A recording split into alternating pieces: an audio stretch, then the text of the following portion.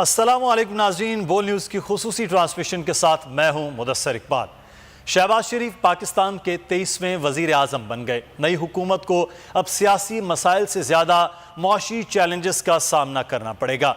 IMF से जारी मुआहदों को बरकरार रखना या तब्दील करना, महंगाई पर काबू पाना, इंतज़ामी उमूर में बेहतरी बड़े इम्तहान साबित होंगे।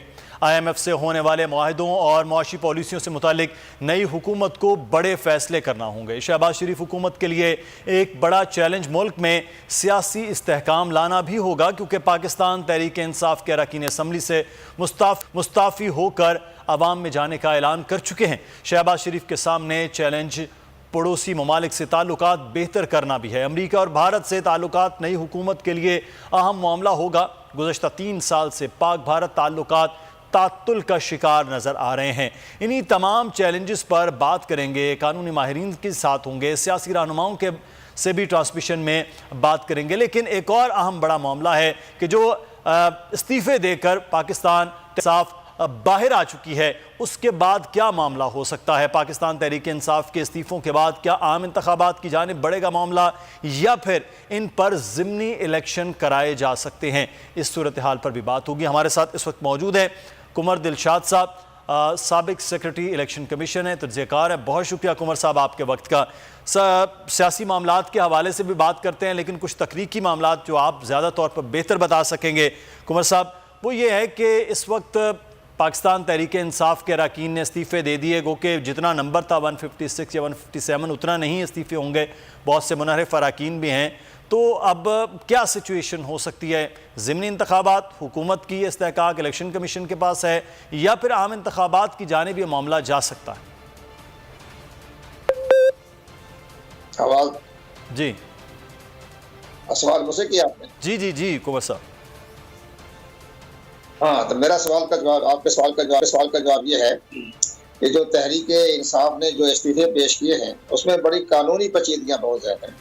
पहली बात यह है कि जो उन्होंने इस्तीफे दिए हैं वो पार्टी के एडिशनल सेक्रेटरी जनरल को जमा कराए हैं, लेकिन उन्होंने स्पीकर कौमी असम्बली, जो क्या मकाम स्पीकर कौमी असम्बली जिनका अपना ही आदमी है, उसको जमा नहीं करवाए। इन्होंने अपने पार्टी के एडिशनल सेक्रेटरी जमा कराए हैं, और एडिशनल सेक्रेटरी जो है वो, मेरी बात हुई है उनसे, वो एडिशनल सेक्रेटरी साहब जो है वो उनका जो कोर कमेटी है वहाँ उनके इस्तीफे पेश किए जाएंगे, मशवरा किया जाएगा, फिर चेयरमैन फैसला करेंगे आया स्पीकर को भेजे या ना भेजे।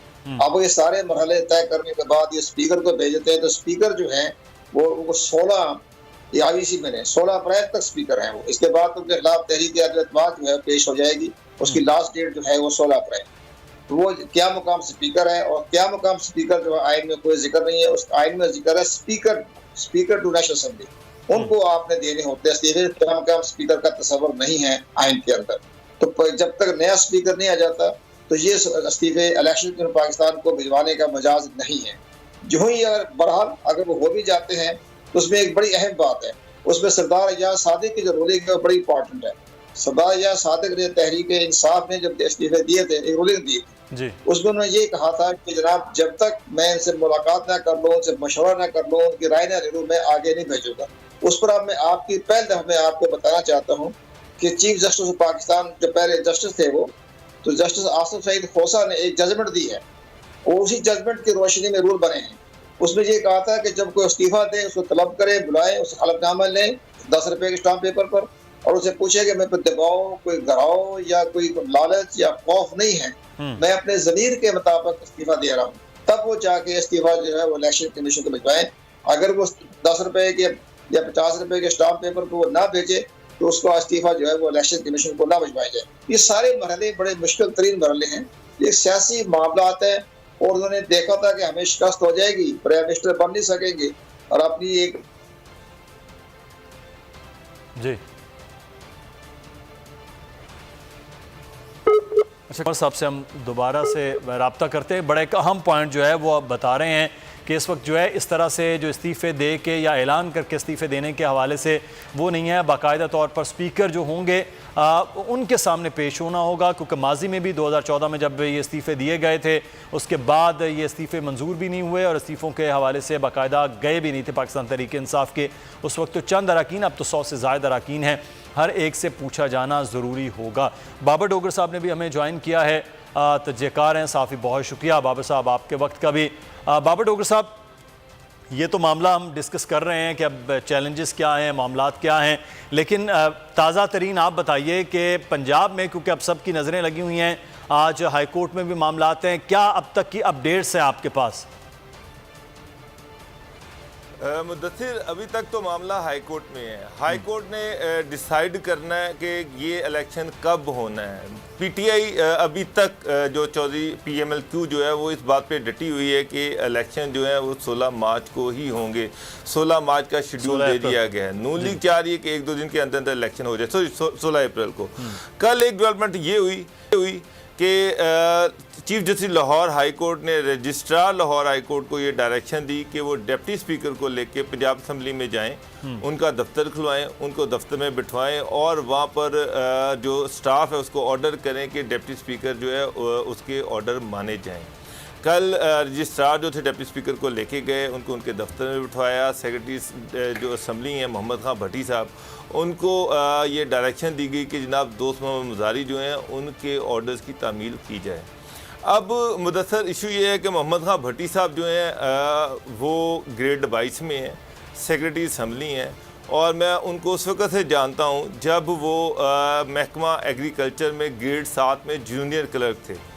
और उस वक़्त चौधरी प्रेलाई जो थे वो एग्रीकल्चर मिनिस्टर थे, बाद में वो लोकल गवर्नमेंट मिनिस्टर बने, ये लोकल गवर्नमेंट में चले गए। उसके बाद वो स्पीकर पंजाब असम्बली बने तो ये 16वें ग्रेड में पंजाब असम्बली में आ गए। और जब चौधरी प्रेलाई वज़ीर आला पंजाब बने तो वो 18वें ग्रेड में थे पंजाब असम्बली में, और फिर इनको 21वां ग्रेड मिला, और अब एक लेजिस्लेशन के ज़रिए से 22वां ग्रेड मिला। पाकिस्तान की तारीख़ में, मुदस्सिर, पाकिस्तान की तारीख में कोई ऐसा ऑफिसर नहीं होगा सिविल सर्विस में जो जूनियर क्लर्क से ग्रेड 7 से ग्रेड 22 में पहुंचा हो, और अभी उनकी 7 साल की सर्विस बाकी है। मुझे नहीं पता कि ग्रेड 22 अगर 7 साल की सर्विस बाकी है फिर तो वो चीफ सेक्रेटरी भी बन सकते हैं अगर इसी तरह से मामला रहा तो। सर बाबर साहब, मैं आपको उस वक्त से जानता हूं जब आप सेक्रेटेरिएट की किसी ज़माने में एक इंग्लिश अखबार की रिपोर्टिंग करते रहे, तो बहुत सारे सेक्रेटरीज, डिप्टी सेक्रेटरीज को आपने देखा। ये वाकई ये पहला पाकिस्तान का एक अनमोल वाकया है कि एक ग्रेड। मुदस्सिर, मैं आपको एक बात बताता हूँ, 2007 में मैंने एक अंग्रेजी अखबार में स्टोरी की थी कि rise and rise of a junior clerk. उस वक्त ये ग्रेड 21 में थे, 95 में इनकी अपॉइंटमेंट हुई, 2007 में ये ग्रेड 21 में थे, 95 में इनकी ग्रेड 7 में जूनियर क्लर्क अपॉइंटमेंट हुई थी। 10 साल पीएमएलएन की गवर्नमेंट रही, उन्होंने इनको ओएसडी रखा। अब चौधरी प्रेलाई साहब दोबारा स्पीकर बने तो इनको ग्रेड 22 मिल गया। अब मुझे बताएं, ग्रेड 23-24 तो है नहीं, वरना तो ये तो ग्रेडों की सेंचुरी कर लेते। तो और मैं ये भी जानता हूं कि ये उनके डिस्पैच राइडर भी थे, नौकरी के साथ साथ शाम को अखबारात में प्रेस रिलीज भी उनकी लेके आते थे। उनसे ये एक्सपेक्ट करना कि वो चौधरी प्रेलाई के अलावा किसी का हुक्म मानेंगे और उनकी मर्जी के खिलाफ कुछ करेंगे, तो ये मुमकिन नहीं है, ये मुमकिन नहीं है। मुदस्सिर, अब हाई कोर्ट किस तरह से इजलास बुलाती है, किस तरह से ऑर्डर्स की इम्प्लीमेंटेशन करती है, जिस तरह से सरकारी वकील जो हैं, सरकारी वकला तो ये कह रहे हैं कि जनाब तारीख देना स्पीकर का काम है, ये हाई कोर्ट का काम नहीं है। हाई कोर्ट इस मामले में नहीं आ सकता, कब इलेक्शन होना है ये डिसाइड करना है स्पीकर ने, और तो लिहाजा ये एक कॉम्प्लिकेटेड इशू है। अब देखिए कि हाई कोर्ट किस तरह से इन ऑर्डर्स को इम्प्लीमेंट कराती है। लेकिन मैं आपको एक बात बता दूं, अगर ये 16 अप्रैल तक गए तो ये 16 अप्रैल को भी इलेक्शन नहीं होना, क्योंकि इलेक्शन उस वक्त तक नहीं होना जब तक चौधरी प्रेलाई को मतलूबा तादाद नहीं मिलनी, और वो पता नहीं कब पूरी होगी, उस वक्त तक इलेक्शन नहीं होंगे जो लग रहा है। अब हाई कोर्ट किस तरह से इसको इम्प्लीमेंट करवाती है, किस तरह से डेट फिक्स करवाती है, अब ये आज पता चल जाएगा। बिल्कुल, ये एक बड़ा अहम मामला है, बड़ी कहानी। कुंवर साहब आपने सुन ली है। सर, आप इतना जो है वो सारी सर्विस के बाद सेक्रेटरी इलेक्शन कमीशन हुए, यहाँ से जूनियर क्लर्क से लोग बन जाते हैं। कुंवर साहब ये देख लीजिए, ये भी पाकिस्तान ही है। कुंवर साहब, एक तो मैं चाहूँगा आप बात मुकम्मल कर रहे थे, दूसरा मेरा सर सवाल भी उसके साथ ही जोड़ लीजिएगा कि मुनहरिफ अरकान जो हैं वो इस्तीफ़े उन्होंने नहीं दिए, तो उनके ख़िलाफ़ कोई इंज़बाती कार्रवाई भी पार्टी सतह पर वो नहीं हुई है, तो उनका फिर मुस्तकबिल इस वक्त क्या है? जैसे वो आए थे इलेक्शन जीत कर पाकिस्तान तहरीक इंसाफ के, वो तो वैसे ही बरकरार रहेंगे फिर? अभी आपने जो सूबाई असम्बली सेक्रेटरीट के बारे में, जो सेक्रेटरी और सूबाई असम्बली है, इलेक्शन कमीशन नहीं है, सूबाई असम्बली का सेक्रेटरी भट्टी साहब के बारे में बात कर रहे थे। हम बात कर रहे हैं इस वक्त जो सूरत हाल है, एक तरफ कानूनी मामलात हैं जो नज़र आ रहे हैं, दूसरी तरफ असम्बली के हवाले से है, फिर तीसरा ये मामला है कि इस वक्त चैलेंजेस जो आने वाली हुकूमत को हैं उस पर हमें नज़ीर लगारी साहब ने भी ज्वाइन किया है, सीनियर सहाफ़ी तजज़कार और एडिटर इन चीफ बोल है। लगारी साहब शुक्रिया, आपके वक्त का भी हमें ज्वाइन किया है। अशतर औसाफ अली साहब ने, बहुत शुक्रिया, साबिक अटॉर्नी जनरल और सीनियर कानूनदान है। अशतर औसाफ साहब आपका भी बहुत शुक्रिया सर। अच्छा अशतर साहब, मैं आपसे आगाज़ करूँगा, आप खासा मसरूफ़ हैं, वक्त भी आपने दिया है। ये एक मामला पंजाब में है कि इस वक्त हाई कोर्ट के अंदर मामला है, लेकिन ये बार बार एडवोकेट जनरल की जानिब से भी ये बात की गई कि इस्तेहकाक भी असम्बली के पास है, वो कब इजलास बुलाते हैं, क्या तरीक़ाकार इख्तियार करते हैं। लेकिन हमने ये देखा, पहले भी ये कहा गया कि स्पीकर की रूलिंग है, सुप्रीम कोर्ट ने जो ऑनरेबल सुप्रीम कोर्ट ने ऑर्डर दिए वो भी सबके सामने थे। तो क्या ये मामला जो लाहौर हाई कोर्ट में मौजूद है वज़ीर आला पंजाब के इंतखाब का, इसमें क्या कानूनी मामलात हो सकते हैं सर? देखिए, जो मामला सुप्रीम कोर्ट में चला वो भी इसी नौइयत का था। वहाँ पे भी बात यही थी कि क्या स्पीकर की सवाबदीदी इख्तियारात हैं, दूसरा क्या ये इख्तियारात जो हैं वो स्पीकर जो है वो टाइम के मुताबिक, अपने टाइम के मुताबिक अपनी मर्ज़ी से चला सकेगा, और तीसरी बात ये कि क्या इसमें कोई टाइम मुअय्यन है या नहीं है। उसमें बड़ी सिंपल बात है जी।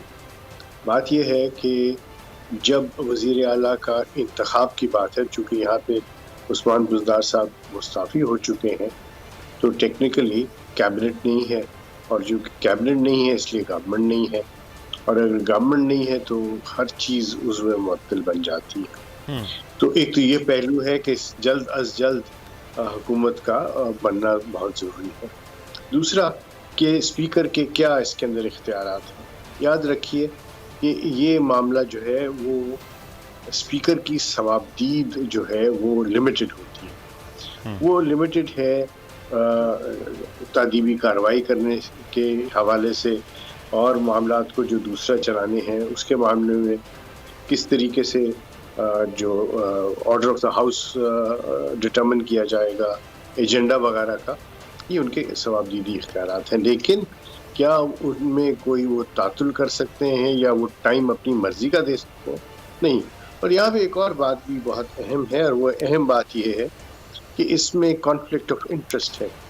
बहुत एहतराम है मुझे परवेज़ इलाही साहब का, लेकिन चूँकि वो खुद इस वक्त कैंडिडेट हैं वज़ीर आला बनने के लिए, इसलिए उनको स्पीकर के इख्तियारात इस्तेमाल करना ही नहीं चाहिए। उनको इस मामले से बिल्कुल हट जाना चाहिए।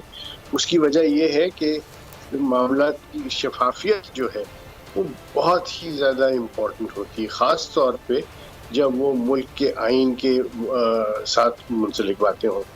और आइन का तकाजा क्या है कि गवर्नमेंट जो है वो बननी चाहिए, चलनी चाहिए। एक केस का फैसला किया था 3 साल पहले, 4 साल पहले, जिसमें उन्होंने कहा कि वज़ीर आला या वज़ीर आज़म के कोई अपने इख्तियारात नहीं हैं, वो इख्तियारात कैबिनेट के ज़रिए इस्तेमाल होते हैं। कैबिनेट ही उसको गाइड करती है, कैबिनेट की मशावरत के साथ ही। ना स्पीकर कोई रूलिंग दे सकता है इसके ऊपर, ना स्पीकर इसको अपनी मर्जी से तवालत दे सकता है। और पंजाब के हवाले से स्पीकर साहब को इसमें मसद एहतराम मैं उनसे कहूँगा कि वो इससे अलहदा हो जाएं इस सारे मामले से, और डिप्टी स्पीकर को या जो पैनल है, 4 लोगों का पैनल होता है, उसमें से जो भी साहब सीनियर हैं वो आएँ और वो इसका इंतखाब करवाएं। ये बहुत सही।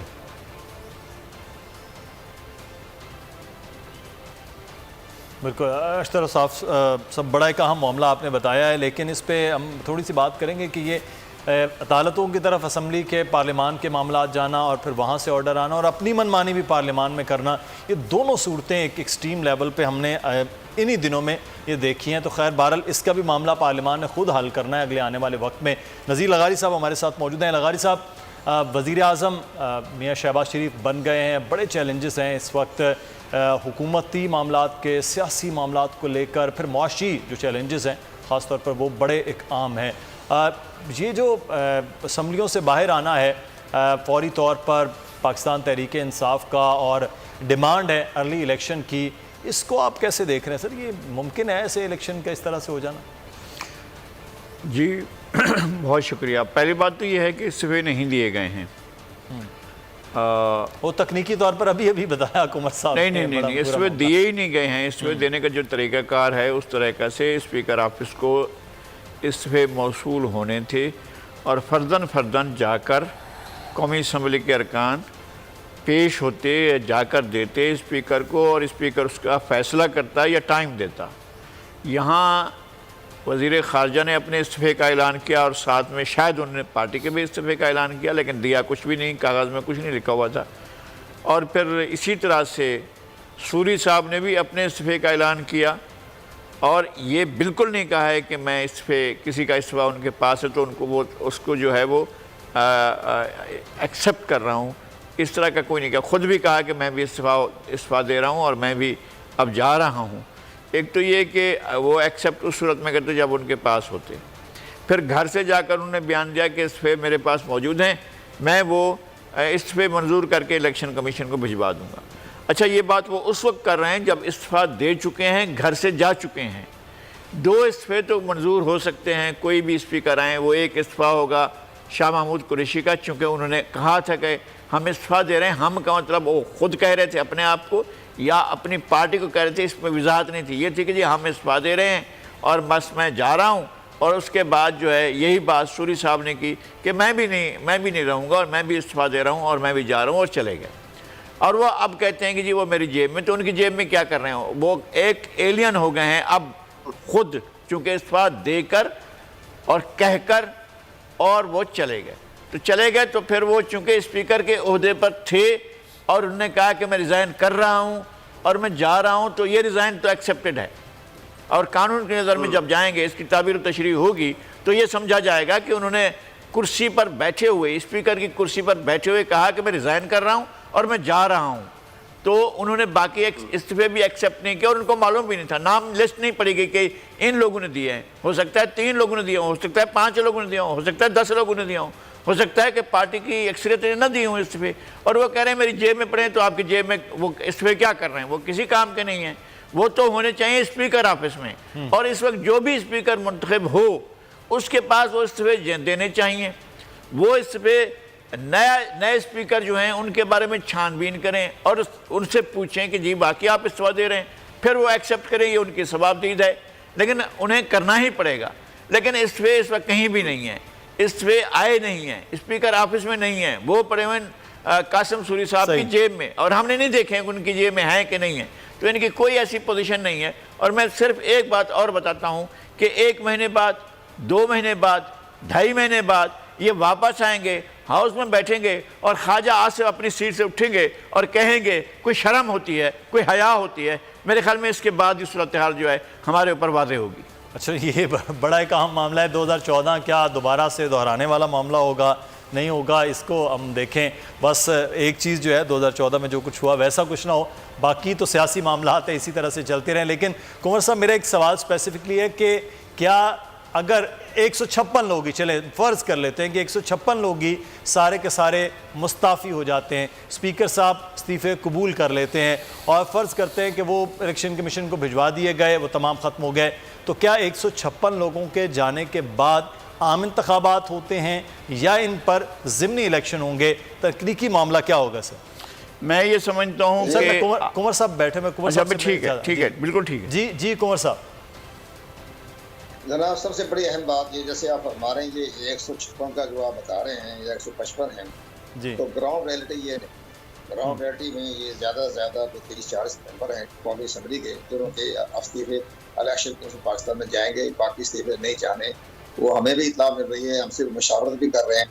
अगर इन्होंने जैसे स्पीकर जो जैसे कि क्या मुकाम स्पीकर जो मजाक कर रहे थे, फ्लोर पे खड़े होकर कहते मैंने रिजाइन दे दिया। जब रिजाइन दे दिया, फ्लोर पे खड़े होकर कह दिया, तो रिजाइन तो हो गया ज़बानी तौर पर। इसमें बड़ी अहम बात यह है, जब में रिजाइन दे दिया तो उसकी कोई कानूनी हैसियत तो रही क्या स्पीकर की। जैसे वो डिप्टी स्पीकर है। लेकिन बहरहाल अगर इसके बाद भी उन्होंने भिजवा दिया तो हमें ये खबर मिली है कि वो इलेक्शन कमीशन पाकिस्तान में चले गए। इनकी बहुत से अरकान कौमी असम्बली जो है वो कोर्ट में जाएंगे और वो कहेंगे जनाब स्पीकर ने हमारे राय लिए बगैर ये तमाम भिजवा दिए हैं और उन्होंने जब स्पीकर की रूलिंग के खिलाफ भिजवाए हैं और इसके साथ साथ उन्होंने हमारी राय भी नहीं दी, हमने पूछा भी नहीं, जो तरीक़ाकार होता है। ये सारे मामले खत्म हो जाएंगे। लेकिन अगर इसके बावजूद भी हम कह देते हैं कि 126 ही लगा दें, 125 ही लगा दें, अगर ये 80 पे चले जाते हैं तो इलेक्शन कमीशन पाकिस्तान के पास तो कोई अथॉरिटी नहीं है रोकने की। वो तो स्पीकर की तरफ से जो ही वो नोटिफिकेशन आएगा तो वो उनको डी सीट कर देंगे और उनके साथ डी नोटिफाई कर देंगे और डी नोटिफाई करने के बाद फिर इलेक्शन कमीशन पाकिस्तान को इंतखाबात कराने पड़ेंगे आइन के आर्टिकल 224 के तहत। तो वो तो 60 दिन में इंतखाब करवा देंगे। हमारी बात हुई है इलेक्शन कमीशन पाकिस्तान की आला हुकाम से, तो कहते हैं हमारे पास इस्तीफात है, हमारे पास सारी मशवरी तैयार है, रिटर्निंग अफसर मौजूद है, हम उनको फौरी तौर पर 60 दिन में इनके इंतखाबात जो है करवा देंगे और क्योंकि सूबाई गवर्नमेंट जो है वो भी ताउन करने की मजाज होगी हमारे साथ, तो जहाँ जहाँ भी इलेक्शन होगी हम करवा देंगे, हमारे लिए कोई मसला नहीं है और तमाम फंड भी हमारे पास मौजूद है, हर तरह के मौजूद है, हमने 60 दिन अथॉरिटी दी हुई है। तो ये इंतखाबात तो हो जाएंगे अगर इलेक्शन के पाकिस्तान के पास इस्तीफे आ गए।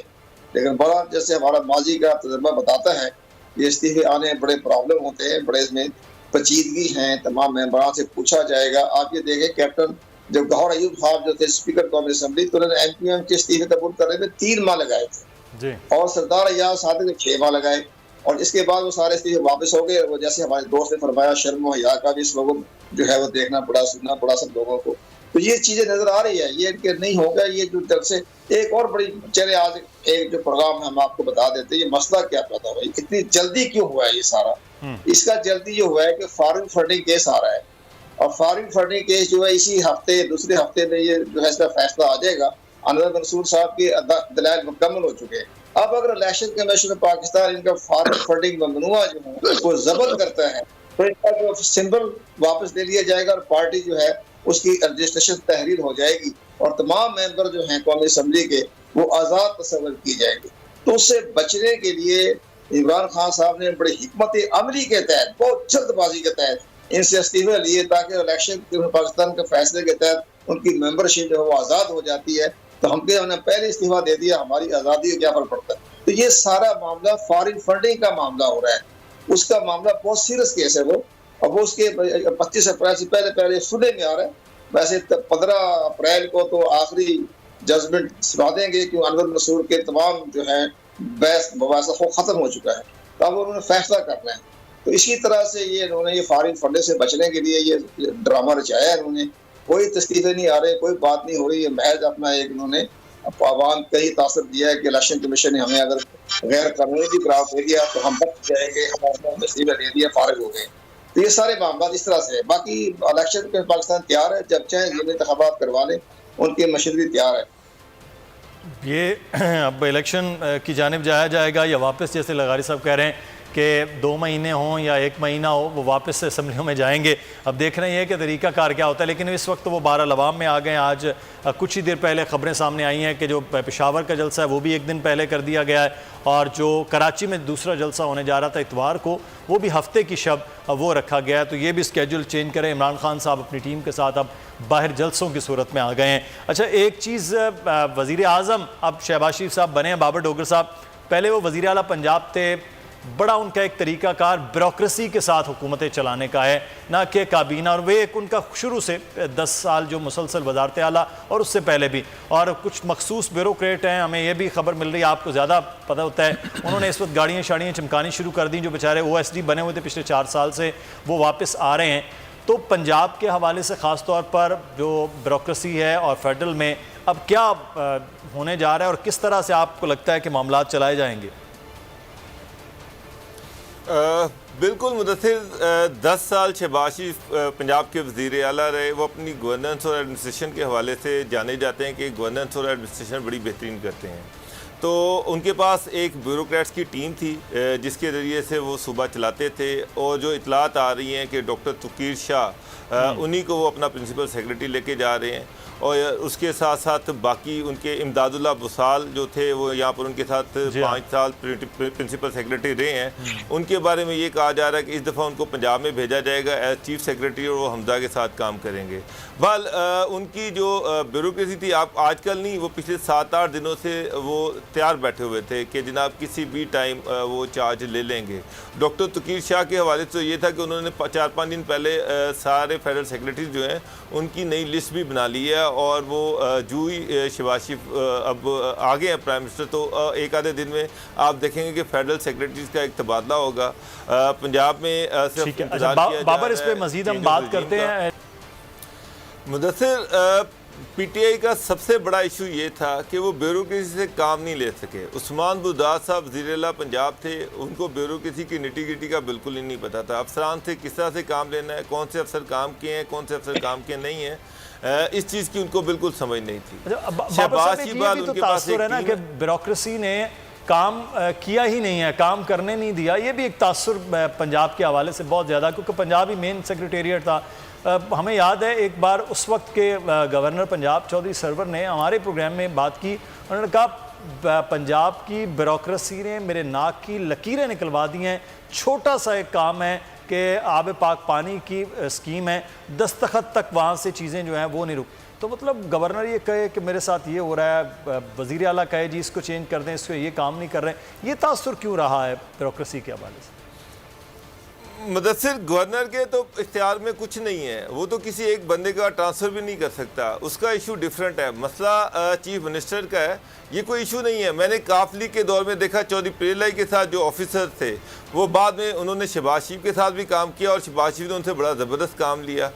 इशू सिर्फ इतना है कि जो काम नहीं करता उसको बलूचिस्तान फेंक दें, उसको केपीके में फेंक दें, 3-4 को आप फेंकेंगे, बाकी सारे काम करना शुरू हो जाएंगे। यहाँ पर उस्मान बुदास साहब जो हैं उनका एक ही जोर था कि उन्होंने हायर एजुकेशन है उसके 17 सेक्रेटरी चेंज कर दिए, आप पाशी के 12 सेक्रेटरी चेंज कर दिए और एक अजीबोगरीब हरासमेंट थी ऑफिसर्स के अंदर। किसी को ये पता ही नहीं था कि वो कितनी देर यहाँ पर टिक सकेगा या टिकेगा, बगैर किसी वजह के ऑफिसर्स को चेंज किया जाता रहा। भाई चेंज करना है, अगर आप पाशी वाला काम नहीं कर रहा आप उसको हायर एजुकेशन में ले जाते हैं, आप उसको होम में ले जाते हैं, आप उसको ट्रांसपोर्ट में ले जाते हैं, तो उससे वो किस तरह से काम करेगा? 3-4 को आप बलूचिस्तान और सिंध में फेंकते, बाकी सारे काम करना शुरू कर देते। बल ये एक मैकेनिक्स है और शहबाज शरीफ इस मैकेनिक्स को जानते हैं, तो उनके पास उनकी जो टीम है वो सारी इकट्ठी होना शुरू हो गई है और उनको पता है। ये जो टीम थी, ये भी कहा जाता है कि इमदाद बुसाल हो, नसीम ज़ादे को, ये बहुत सारे वो तमाम लोग हैं जो शहबाज शरीफ के साथ मुख्तलिफ जो है वो कमिश्नर लेवल से लेकर सेक्रेटरीज तक वो काम करते रहे हैं। और ये तनकीद बहरहाल रही है शहबाज शरीफ साहब पर कि वो अपनी काबीना से ज़्यादा इनसे मामलात चलवाते हैं बहरहाल, लेकिन उसके बावजूद गवर्नेंस की जो आउटपुट है वो एक बहुत अच्छी रही है हमेशा से शहबाज शरीफ साहब के हवाले से।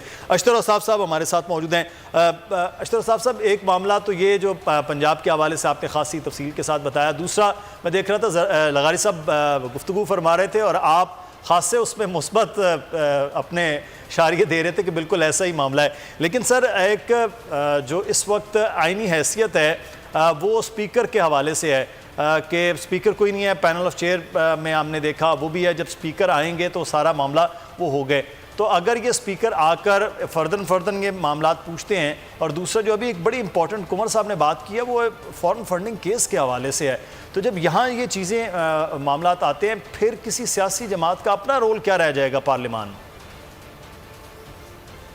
देखिए, आपकी टीम बेसिकली जो इस्तेफार किया आपने, जो आपके सवाल आते हैं वो उनके मैं 3 हिस्से कर देता हूँ। एक हो गया कि माजी के हवाले से इस्तीफों का आना और उसको किस तरीके से चलाया जाता है। याद रखिए कि इसके ऊपर नवाज शरीफ साहब का अपना एक केस है, जब गुलाम इसाक खान साहब ने उनको डिसमिस किया था और सुप्रीम कोर्ट ने उनको बहाल किया था असेंबलियों को, तो उसमें भी यही सवाल था कि किस तरीके से स्पीकर जो है वो इन मामलात को देख सकता है, इस्तीफे कैसे देने हैं, इस्तीफे किसके पास जाने हैं और क्या किसी की जेब में होने चाहिए या नहीं होने चाहिए। तो उन्होंने कहा कि जी नंबर 1 जेब में नहीं होने चाहिए, नंबर 2 इस्तीफे जो है वो एक इनफरादी फेल है और आप पार्टी, चूँकि पार्टी इसके ऊपर ना तो कोई किसी किस्म की डायरेक्टिव दे सकती है, ना कोई ऐसी बात है। पर अगर उसकी डायरेक्टिव को नहीं कोई मानता तो उसके ऊपर कोई बोझ या पाबंदी नहीं होती। एक तो ये हो गया। दूसरा कि किस तरीके से ये अगर इस्तीफे दे दिए जाएं, उनको वेरीफाई कर दिया जाए और वेरीफाई करने के बाद उनको डी नोटिफाई किया जाए, तो ज़रूरी नहीं कि सारे मुल्क में इतने सारे लोग जो हैं वो एक ही दिन इंतखाब होगा। इंतखाबात की तारीख जो है वो इलेक्शन कमीशन ऑफ पाकिस्तान के इख्तियार में है कि वो कब किस हल्के में करना चाहते हैं। हाँ, आउटर लिमिट है उसके अंदर आप इंतखाबात कराने हैं। और चूँकि ये सारे मामले जो हैं, अब चूँकि इलेक्शन कमीशन जो है एक फ़ाल कमीशन है और वो एक आईनी उनका तकाजा है, उसके ऊपर उनकी पूरी तैयारी है।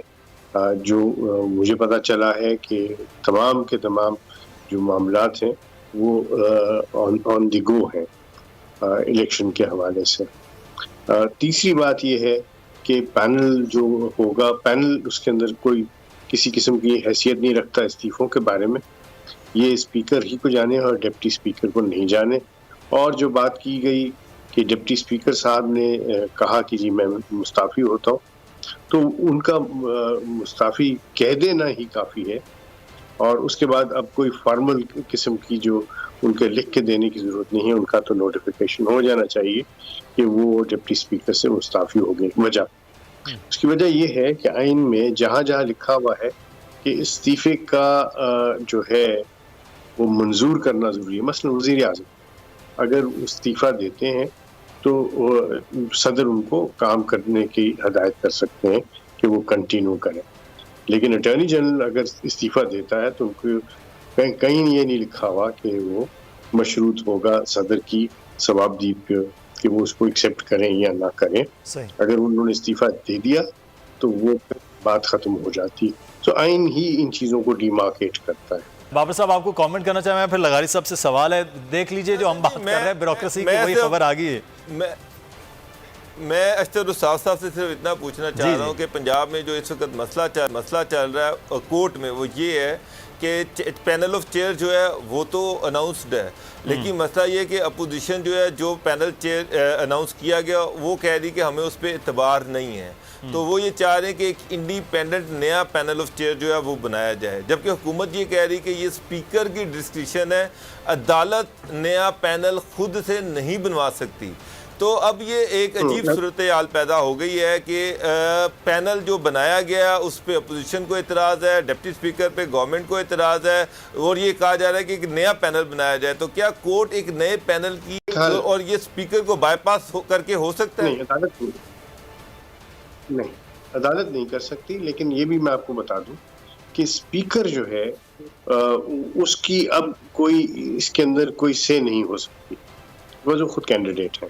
कॉन्फ्लिक्ट कानूनी इस्तिलाह में इसको कॉन्फ्लिक्ट ऑफ इंटरेस्ट कहते हैं, तो इसलिए उनका अमल दखल इसमें कोई नहीं समझा जाएगा, ना होना चाहिए। उसका हल क्या है? उसका हल ये है, क्योंकि ये इजलास जो है ये बेसिकली है ये इजलास बुलाया गया है वज़ीर आला को मुंतखब करने के लिए। तो जो लोग उसमें बैठे हुए हैं वो बाय मेजॉरिटी अपना एक चेयरपर्सन मुकर्रर कर सकते हैं।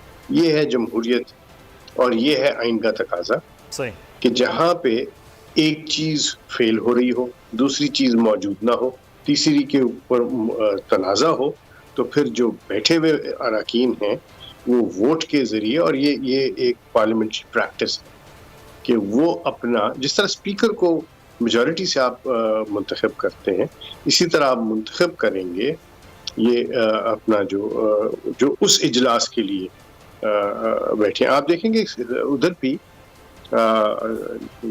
सेनेट में भी जब इलेक्शन हुआ था, इलेक्शन ही हुआ था, वहाँ पे भी जो है वो एक साहब को मुतफ़िका तौर पे बिठा दिया गया था और वो पीपल्स पार्टी के ही मुंतखब के टिकट पे ही मुंतखब हुए थे। तो कोई ऐसी चीज़ नहीं जहाँ पे डेडलॉक आ सकता है। तमाम मामलात को अगर हम बगौर पढ़ें देखें तो उसका हल निकल आता है, और उसका हल ये है के मेजॉरिटी जो असेंबली के सही। अरकान हैं वो ना कर लें। एक बात आपकी इजाज़त, सबकी इजाज़त जी है, आपका टाइम लिया।